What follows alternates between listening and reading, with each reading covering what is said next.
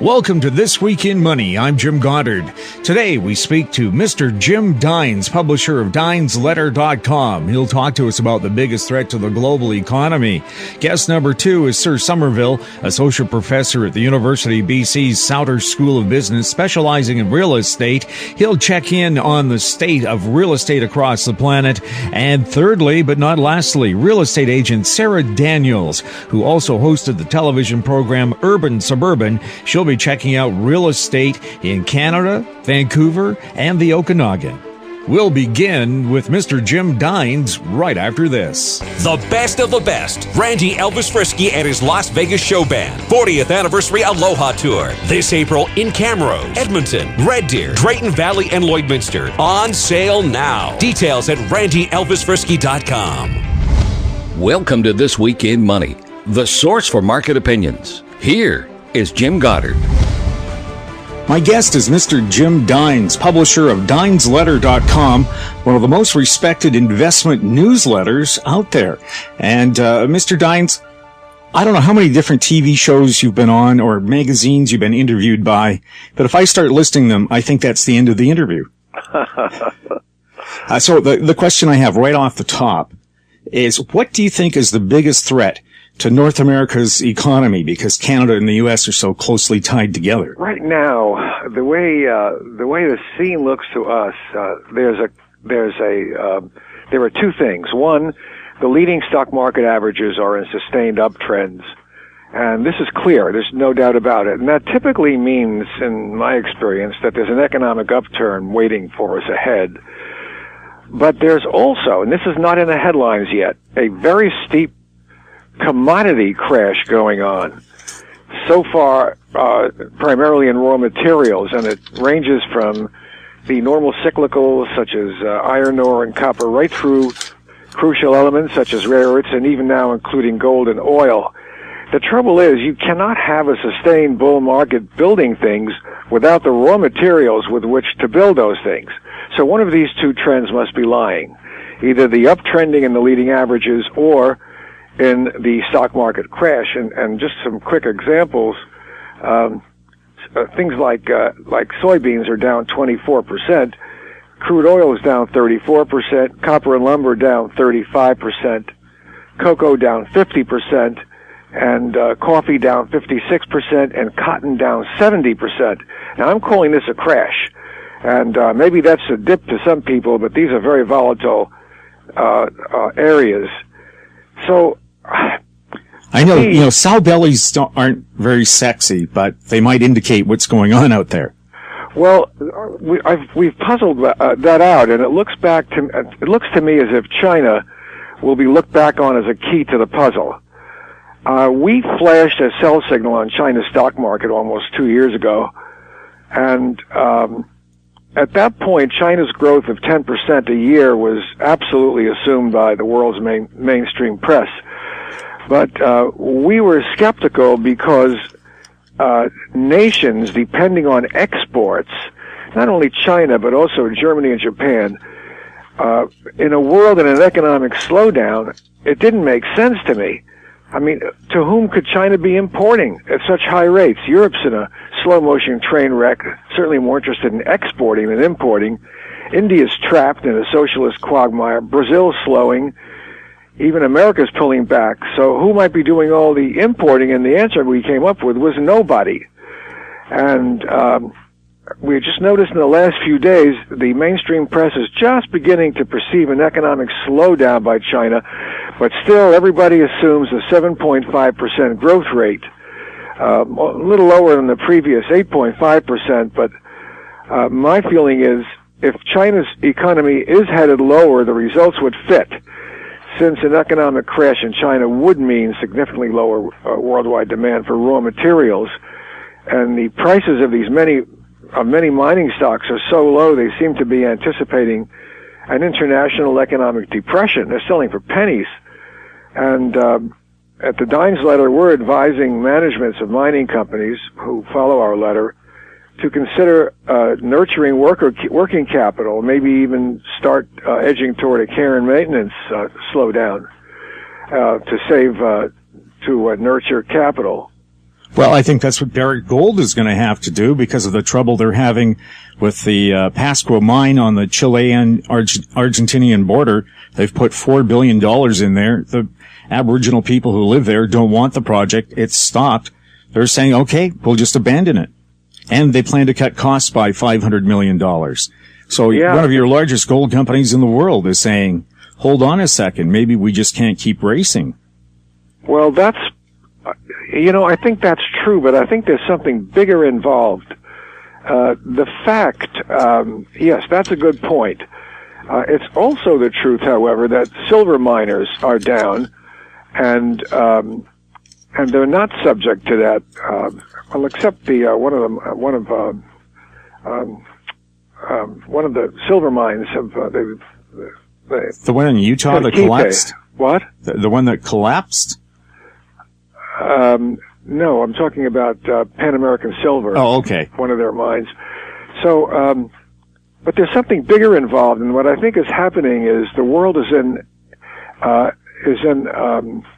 tremendous deflation of the first magnitude. It started in Japan in 1988 and been going on ever since, and the rest of the world is sinking into it. It's hard to see, to perceive, because they're printing so much paper money that some things are going up for force, such as bridge tolls or taxes and things that are not amenable to deflation.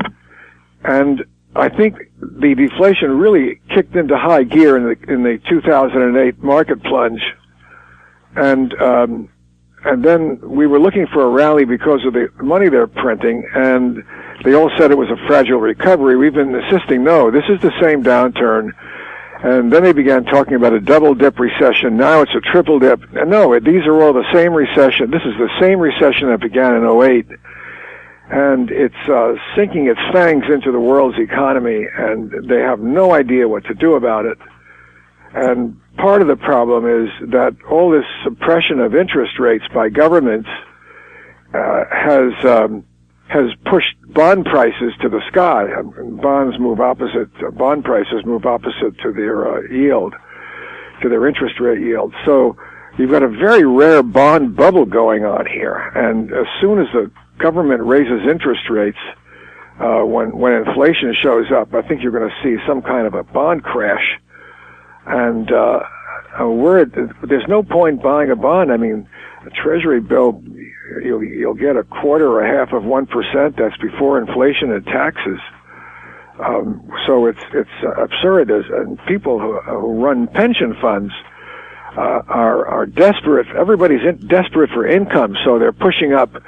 See, this is what's happening. They're pushing up utilities and blue chips like the insurance giant Travelers, because they yield 2.5%, which is more than the Treasury bill. So these are T-bill substitutes, but they're pushing these staid instruments much higher than they should be. Well, what can an average investor do? A person who's got a savings account for their retirement, they're trying to put money away, they've invested in the stock market, they have a rounded portfolio, but it sounds like just about every hunk of that portfolio is going to be full of bullet holes. Yeah, a couple of years ago we've been saying there's no place to hide, and they've really made it that way. They're at war with capital, and they hate people with money and the government, and not just America, but around the world. And they're looking to raise taxes on mining companies. I mean, just lusting for more.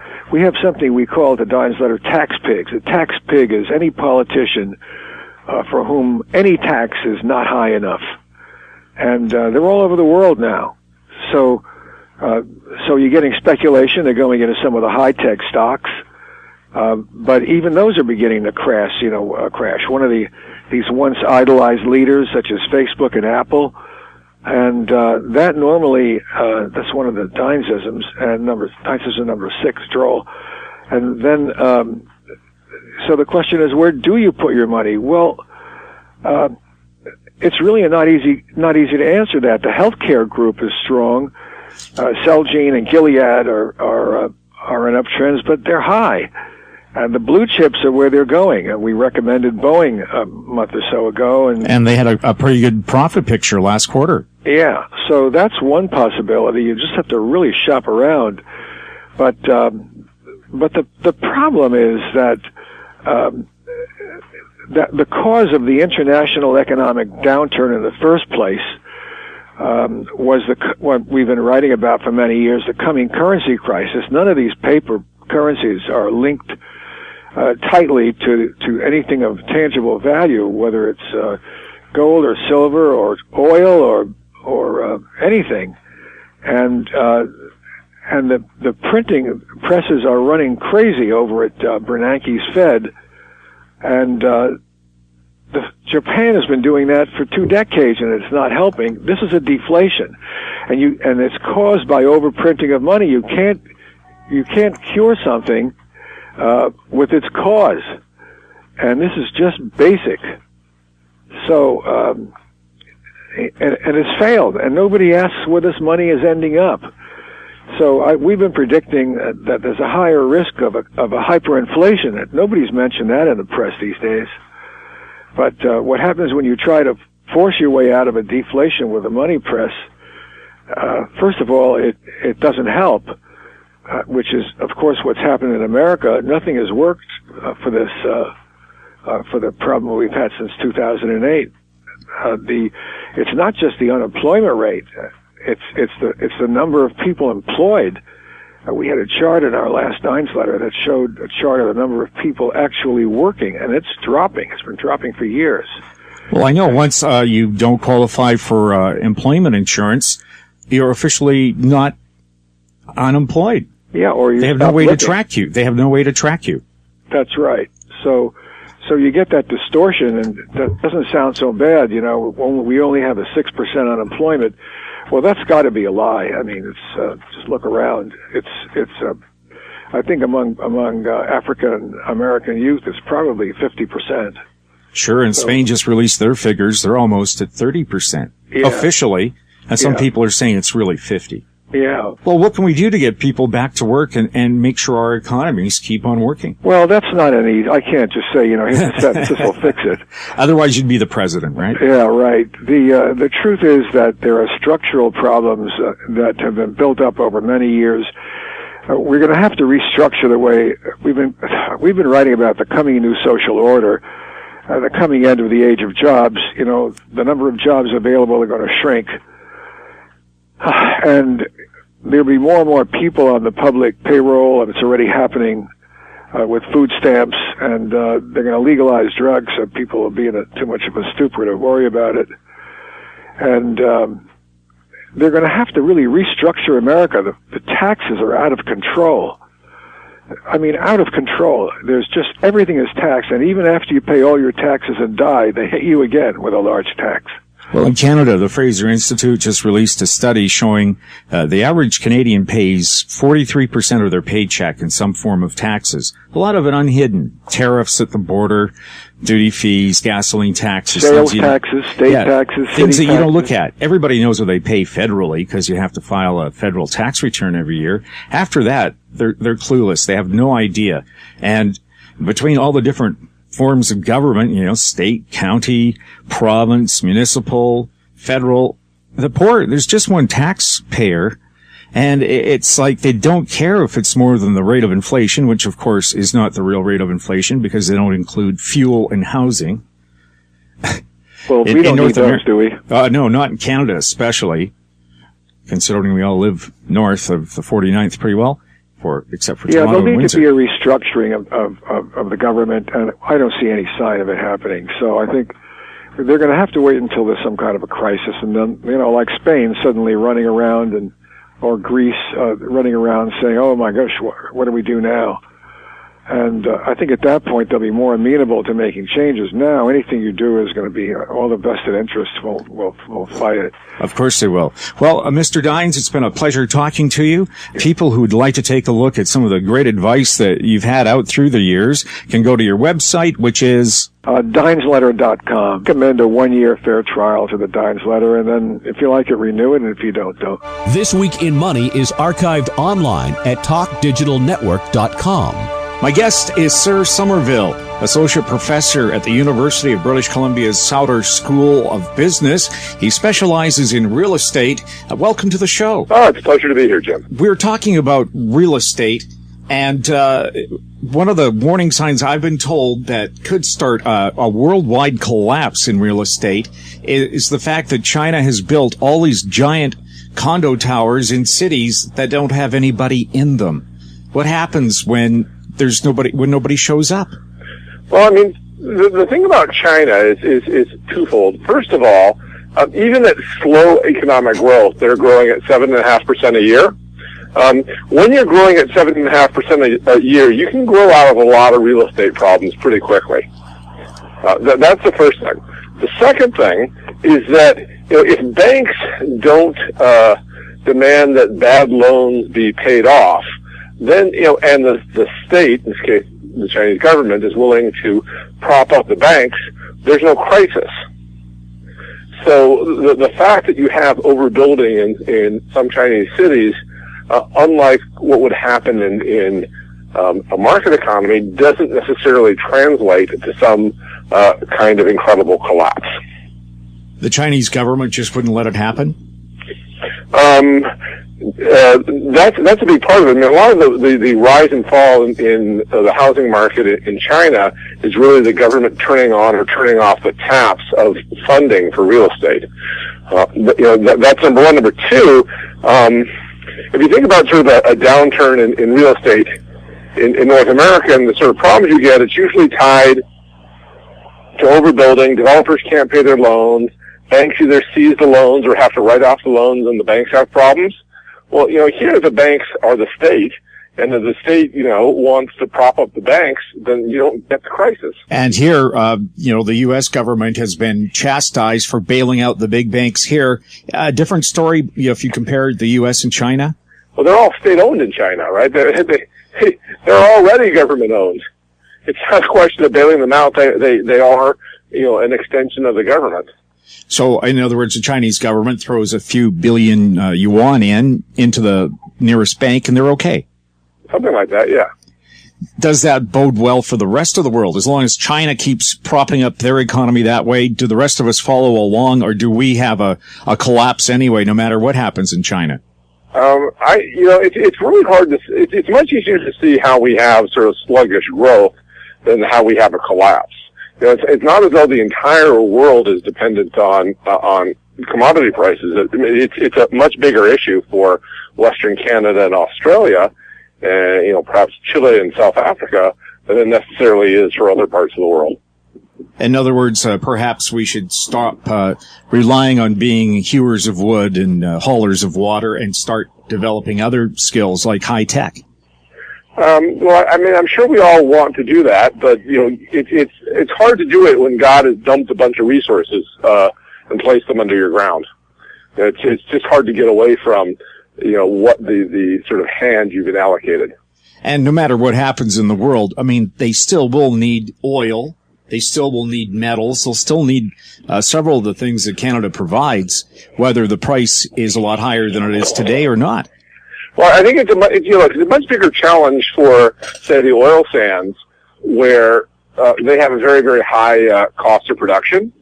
So the extent to which commodity prices really impact you is the extent to which you are a high or low-cost producer. And then obviously on the side of exploration, when prices are low and people aren't expecting them to rise, sorry about that. It's all right. Then you get you get less exploration and you get less new mine development. And that would drive up prices eventually anyway, just because there would be a lack of supply. Well, that's usually how it works. I mean, I think the thing you have we sort of need to remember on the commodity side is that the long run trend of most commodity prices in real terms is down. And so it's not like there's this sort of permanent commodity boom that Canada should be expected to bless with and then have that drive all real estate markets. And what about real estate? Is it still a matter of location? People say to me, how can the Vancouver market overall fail or drop a lot when on average 50,000 people a year move into the greater Vancouver area? Well, Well, I mean, those numbers aren't guaranteed. I memean, one of the things that's interesting is that you already see a bit of a downturn in our immigration numbers over the last 2 years. So there are no guarantees there, but certainly the inflow of people has been a real prop to our real estate market.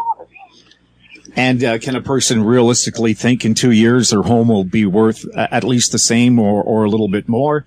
Or in the kind of world that we live in, there's so many different threats. We find out Syria has been using nerve gas on its own citizens. The U.S. said that would be kind of a red line in the sand before they get involved in Syria. If they go to war over there, is that going to just totally screw everything up, with the very soft recovery we've had? I really don't think that that sort of any crisis in Syria is going to have a major impact on real estate prices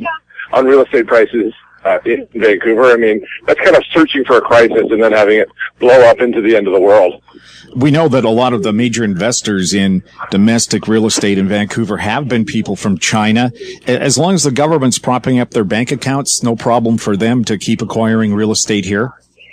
I think the bigger issue there is sort of a Canadian immigration policy and the extent to which it favors skilled workers over people with wealth. And that's something that's certainly been a change over the last couple of years as the government moves away from people with wealth, getting priority to people with skills.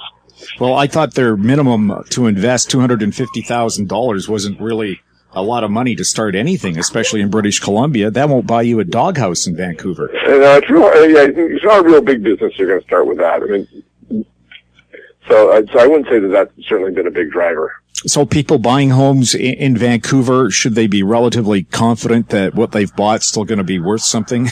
I think certainly the operating point to start from is that real estate prices are likely to be relatively flat, but the notion of some major collapse seems rather speculative.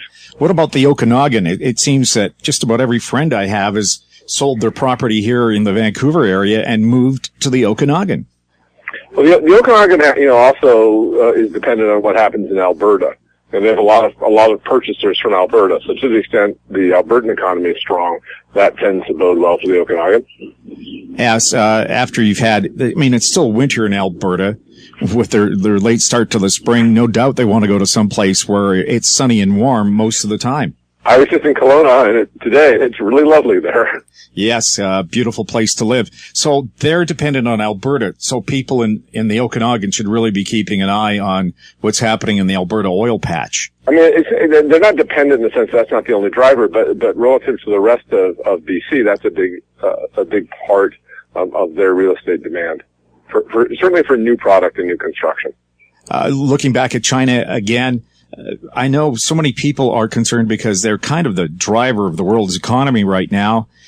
And if they did have a bubble, but wouldn't we see it in Hong Kong or Shanghai, a place like that first? Not necessarily. I mean, the dynamic in terms of real estate activity in China is one where there are supply issues in terms of land availability, and I think the ability to overbuild in Shanghai and in Beijing is a lot more limited than it is in some of the smaller cities where the governments are really keen to make money off of real estate and off of land. Are there really cities or areas in the world that seem that no matter what happens to the world economy, well, given a year or two, real estate there will bounce back and then just start becoming more valuable again? And I think of places like London, Los Angeles, even Vancouver, San Francisco. That's a pretty optimistic thing to say. I mean, is it? If you take the California markets, for instance, in the late 70s, they peaked and they had quite a few years of falling values. So, there aren't any guarantees. Yeah. Gee, if there were, we'd all be billionaires, wouldn't we? Something like that, or some of us would be for sure. Yeah, we would have bought Bre-X when it was worth something and sold it when it was at its peak and then watch it just disappear and die. That's right. Yeah, and a lot of people did hold on to it, and that's too bad. So if you were a person today looking to buy a home, is it more important to look at it as buying a home no matter what happens? Or is this, if the price drops by $100,000 a year from now, are you going to be totally upset? My argument has always been when you're looking at a home that you're going to live in, you're looking at acquiring a property that you want to live in. And as long as you can handle paying for it, and as long as you like it, then the fact that the price may rise or fall over some cycle shouldn't be that much of an issue. Besides, when you get your annual assessment, if the values went down, I get to pay less tax. In theory. Yeah, you're almost cheering for it, you know? Yeah, but you only pay less tax when actually your local government spend less. And that's been the problem, I'm told, is we have governments that continue to charge higher taxes, fees, things that you don't really think about. Your Medicare premiums going up in price, that's a tax. I've been told that if you go over a certain point, you know, the taxpayer is tapped out. How are they going to buy food and clothing? In fact, the Fraser Institute did a study saying we pay much more on taxes than we do for food, clothing, and shelter. For food, clothing, here. I don't think anyone who lives in Vancouver is paying more in taxes than they are for food, clothing, and shelter, because shelter is so expensive here. But we certainly pay a lot in taxes and government fees. And the question is, do we get value for that?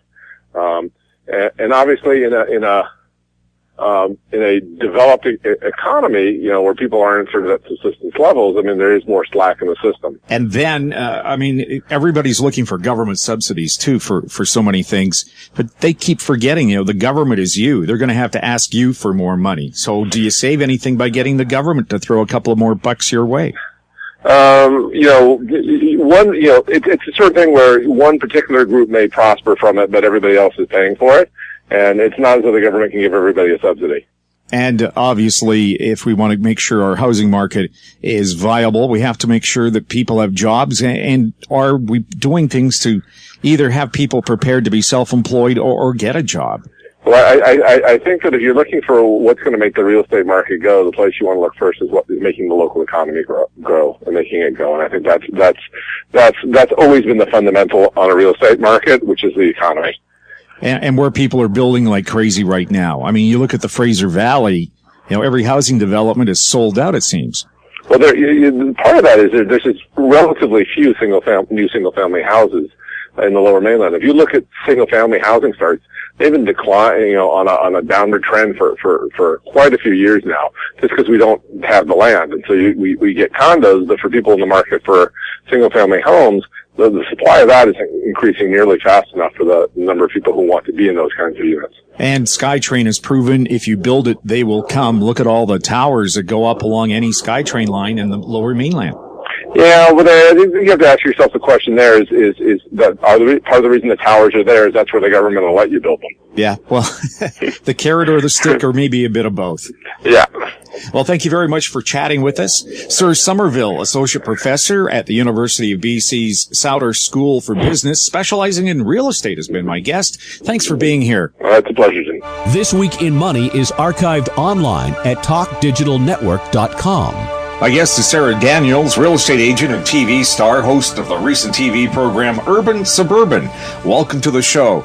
Sarah, a lot of people are expressing concern about the so-called real estate bubble, whether it's here in Canada, in the United States, Europe, and perhaps most importantly, the Chinese so-called real estate bubble. They have all these condo towers that are empty. Is that going to hit? And is that going to affect us? People keep on talking about, interest rates going up like they did in the 80s, all that kind of stuff. It's such a different climate. I mean, in the 80s, we still had the Soviet, the Soviet Union, and China was closed off to, the outside world as far as investment was concerned. Well, Ronald Reagan's solution to the Cold War was simply outspend the Soviets. Yeah, I mean, and it like, it did. And simply put, there's just no way that, with the global economy being what it is, that the world would allow like a Chinese government economy to collapse. It can't happen. There has been so much fear in the media in the last year or so about, trying to prevent people from getting in over their head with debt and all that kind of stuff, and tightening of mortgage regulations, and whether the housing market was going to collapse. And a lot of the things that we see are on, like, they're discussing it on a national basis. And so they're discussing housing markets on a national basis. And ultimately, I mean, every area of this country is different. You cannot compare, what's going on with real estate in Windsor, Ontario, to what's going on in Kamloops, BC, or somewhere in New Brunswick. I mean, every area is going to be different. For instance, Vancouver has been traditionally a pretty hot market and still is, even though it's not like it was a couple of years ago, just because of the demand of wanting to be there. So what it has done is in certain sectors, and certainly where I live, in that sort of that sweet spot middle ground area where like the most of us live, not like in the starter condos necessarily, and certainly not in the high end, but that traditional family home in a decent neighborhood. Those people aren't actually moving. I think the fear of God is being put into them about the market crash and all that kind of stuff. Nobody seems to want to move, but there are still buyers. So right now, I as a realtor am struggling because I've got clients that want to buy a traditional family home, and there's nothing for sale. Meanwhile, as a realtor, I'm frustrated to a certain extent, with legislation that goes after tightening mortgage finance rules, which I do understand. We don't want everything to spin out of control. Yet the majority of people's debt these days seems to be at credit cards, and they're charging 20% interest. So I don't understand why there isn't some sort of regulations about interest rates on credit cards. People are far more likely to walk away from their credit card debt if they possibly can than walk away from their house. I was going to say, one of the financial consultants I talk to every week doesn't understand the finance minister at all. Why is he making it harder to buy a home, which you would tell, I'm sure most Canadians, when they buy a house or a condo, they're not buying it to invest in the future. They're buying it because they want a place to live. Absolutely, and that's the thing, is that they do want a place to live, and I'm certainly not saying that we should go back to or even come close to what they did in the United States, where there was one point in the mid-2000s where, literally, I could have walked in and say I was a 25-year-old kid that had huge college debt and all that kind of stuff. You could walk into a bank and you would actually, or a mortgage broker, or whoever it might be, and write a no-doc loan, which would mean they wouldn't even look for documentation to prove of income. And you could get a mortgage for $500,000, and you wonder why the American economy, as far as real estate, collapsed. Well, it was speculation, all that kind of stuff. Canadians have always been traditionally more conservative. It's just the way we are. We're shyer in public. We're not, we're not all looking for our 15 minutes of fame, and we don't all want to be on reality shows per se. We're much more interested in, buying that home and exactly investing in that home. Where I have a problem is, as you're saying that your finance guy is wondering about this, is I don't understand why you're making it more difficult for Canadians to invest in their home, have a place to live that they're going to have a pride in, building neighborhood, building community, and yet you're quite happy to turn a blind eye to 20% interest rates on credit cards. And unfortunately, that's where Canadians are having problems paying down the debt, because the interest rates, if a mortgage right now, you can get a 5-year mortgage for 2.99. That's the interest rate on it. Imagine how quickly you can start paying down the debt on that mortgage because you're not paying outrageous interest fees. Just making a minimum payment on a credit card means it's going to take you, depending on the balance, 10, 20 years to pay off. It doesn't make any sense. Yeah, I don't understand why the federal government is so obsessed with consumer debt in connection to a house. After all, any accountant will tell you a house isn't a liability, it's an asset. Absolutely. And Sarah, here's a simple thing I say to people, and I might be wrong, but they say to me, Jim, what happens if after 10 years I've bought my house, the price of it goes down from what I paid? And I simply said, well, okay, you rent a place for 10 years, how much money do you get back when you leave? Well, and the simple fact of the matter is people always talk about the value of their home at the time. It's like owning a stock. If you purchase a stock at $10 and it goes down to $8, well, yeah, if you sold it, you would have taken a 20% loss. True. But the thing is, if you're not planning to sell the property, I bought my first house down in South Surrey White Rock in 1996, and I paid, holy moly, just over $200,000 for it. And for the 5 years following that, the BC, certainly real estate economy, was pretty flat. That was the tail end of the 90s. Everybody remembers that. And this province, BC, was really in a slump. And it wasn't until the early 2000s that it started to pick up again. During that 5 years, 1996 to 2001, if I had sold my home, I would have taken a loss on it. But the thing is, you're only taking a loss if you actually have to cash out. So, there's always market fluctuations. Things go up and down. I mean, look at, we all watch the stock market. How many times have we seen huge dips and equally as dramatic recoveries? You're not losing any money unless you have to sell the property. There was also a survey. You said people are looking for traditional family homes in the Lower Mainland. Yes. A survey found that just under half of baby boomers have no plans to sell that nice house that they got their hands on for a very reasonable price 30 years ago. They want to live there until they can't anymore.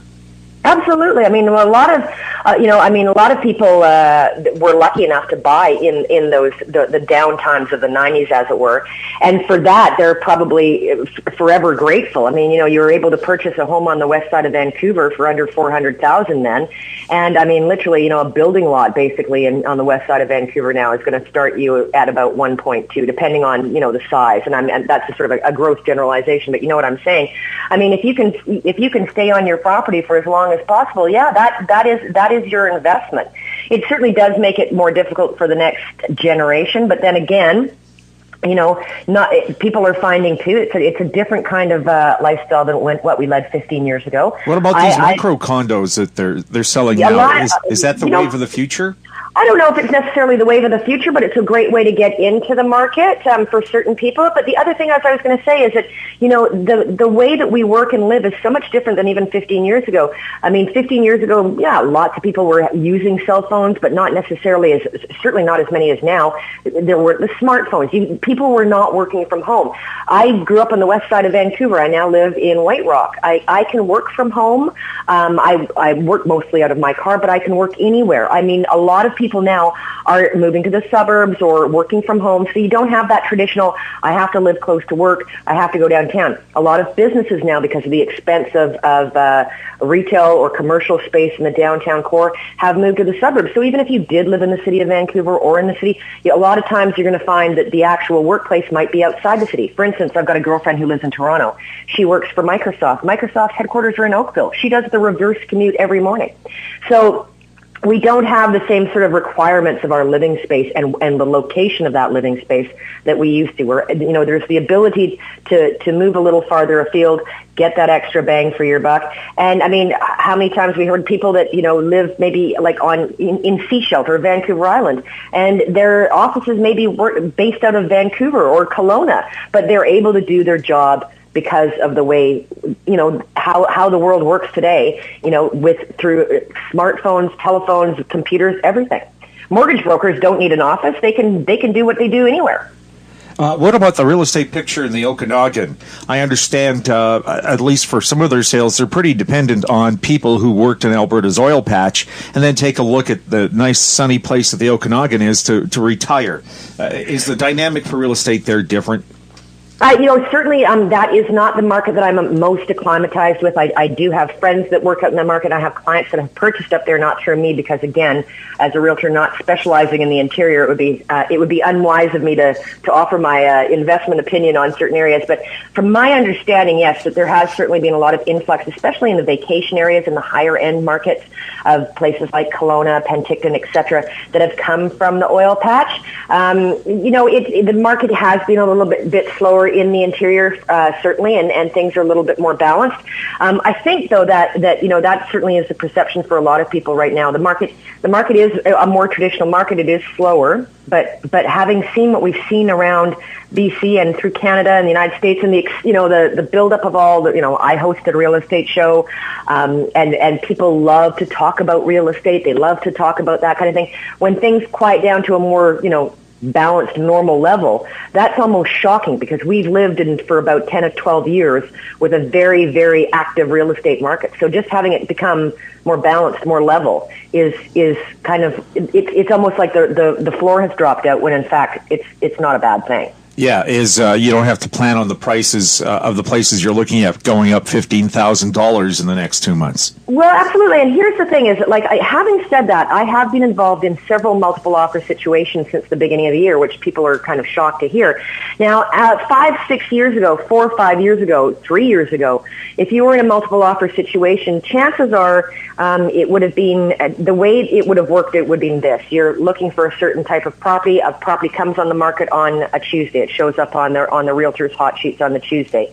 On that hot sheet, it says that they're going to do a realtor's open Wednesday between 10 and 12, and that they're going to do open houses Saturday and Sunday 1 to 4. And then offers, if any, to be presented on the Monday evening at 7 p.m. And what would happen is everybody would cram in. The people with their realtors would go to the agent's open on the Thursday, and they'd be scurrying around, and people would be ordering up inspections in advance, and all that kind of stuff would be done. And all offers would come in. Say there'd be 4 or 5, maybe as many, in many cases 10, and they would all come in subject free, meaning there would be no subject to financing, there would be no subject to inspection. People would just basically here's my money. If you accept my offer, this is sold. Now, in a multiple offer situation, there is a more conservative stance. And I was in a multiple offer situation which we came out on top, but there were 5 offers, and I still went in with a financing clause, an inspection clause, a title clause, a property disclosure clause, and an insurance clause. And we still won. People are now, saying we're willing to pay the top dollar for this property that fits us well, because it still falls within the framework of what the price should be. But I'm not willing to throw away and be crazy everything that I own to get this property. Yes, the insanity has kind of melted its way out of the system.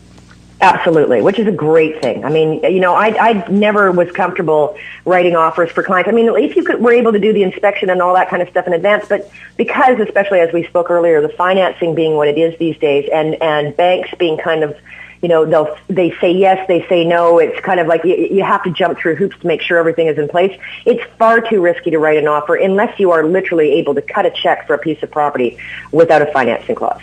Sarah, do you have a website people can check out? Absolutely. It's sarahDaniels.ca. Well, thanks a lot for chatting with us. Thank you.